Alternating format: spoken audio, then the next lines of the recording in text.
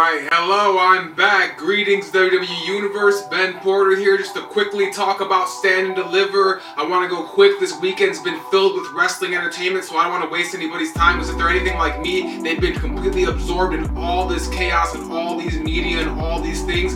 I can only imagine how the wrestlers feel. My goodness, this weekend is big. It's XL for sure. But Stand and Deliver opens up. We have Gacy getting a well-deserved victory, which he's been kind of looking for a long time, so gotta give props to Gacy and love that they gave him a victory finally, because he has not had a great time in the recent months, so it's good to see him get out of the rough patch.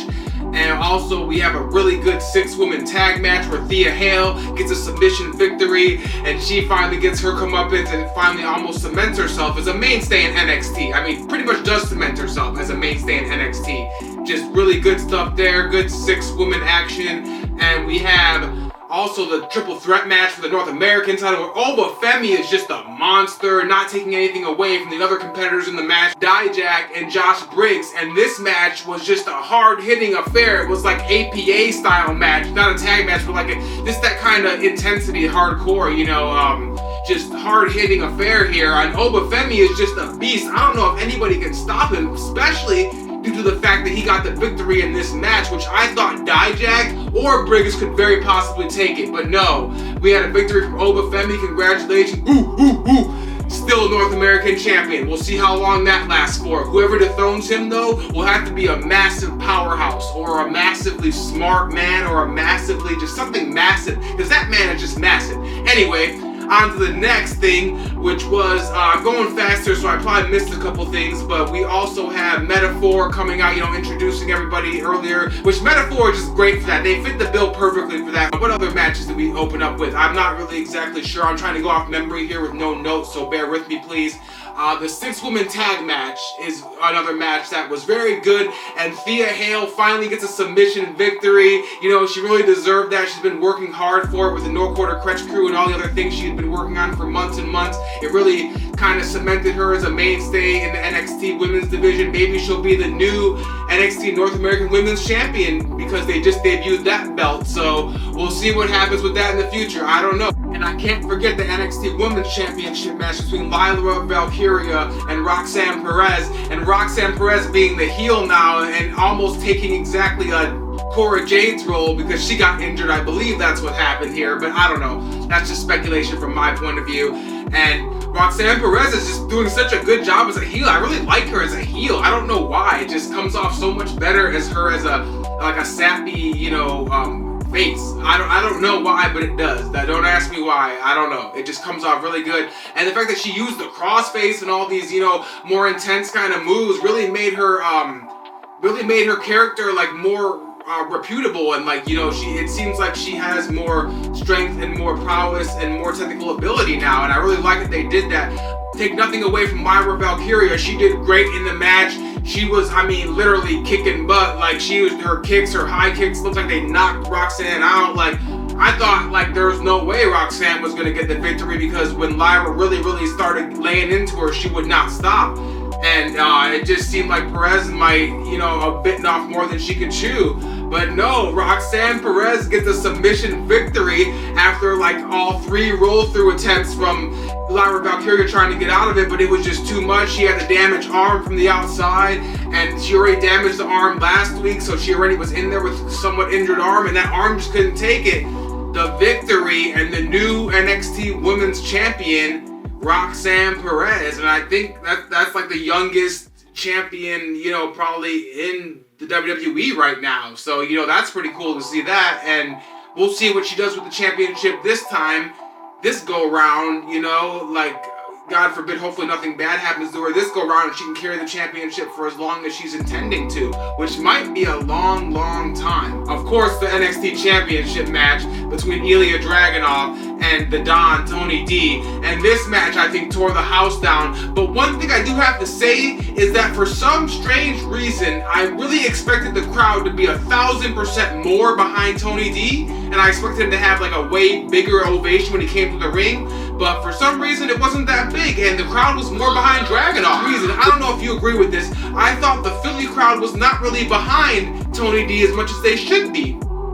They even had the Sopranos opening before he came out. So I thought for sure Philly would be 1,000% behind him. But no, Philly did a little mild on him, which was strange to see.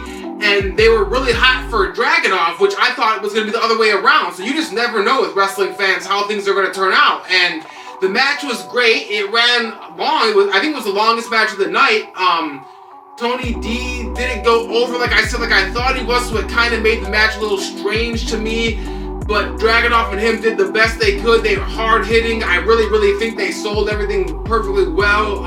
Nothing taken away from them. There's something didn't fit right in the thing, and then it's almost the same Rocky thing of the Russian versus the like Gunther match. It's almost the same concept, but it's almost twisted around oppositely. If that makes any sense, I don't know. That's how I thought of it anyway. But I really was hoping Tony D would get the victory and we'd have a new champion. But no, Dragunov retains. But I gotta still give him a round of applause because he retained against those odds, and Tony D was on fire. That might have been Tony D's best match ever in NXT. Let me know what you think. I think it might have been.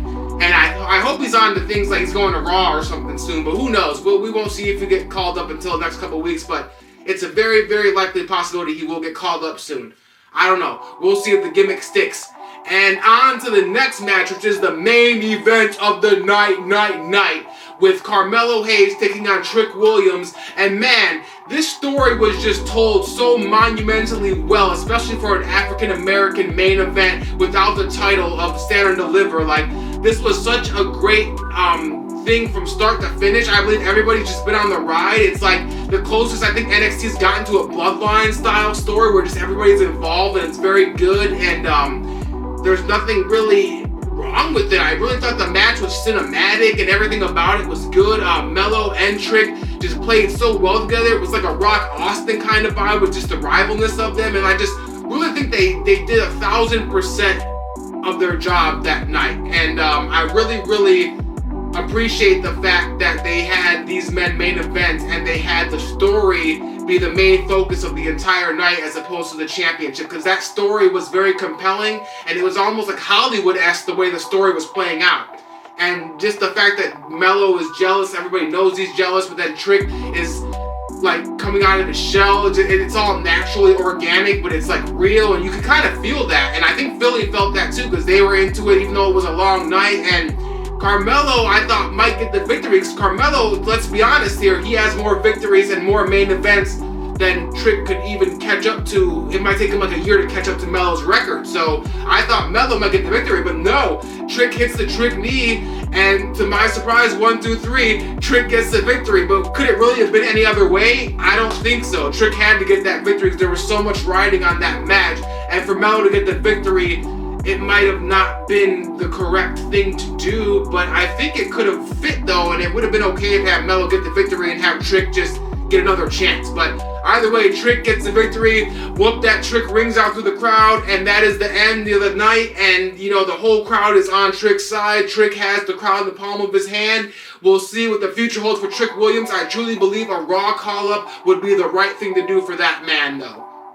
And Melo to get called up as well, because they both tore the house down and main evented. I don't see how much better their characters can get from this. I think this is the pinnacle for them, but who knows? Either way, that was NXT Stand and Deliver. I'm Ben Porter. I love standing and delivering these things to you because I absolutely love wrestling, and I don't really care about other things going on right now. I'm trying to put wrestling in the forefront because it's so much fun and so energetic and so compassionate and so much passion and so much love when I'm watching it. I don't know why, I just feel that. I'm Ben Porter. I love wrestling. I'm out. Till tomorrow, WrestleMania Night 1.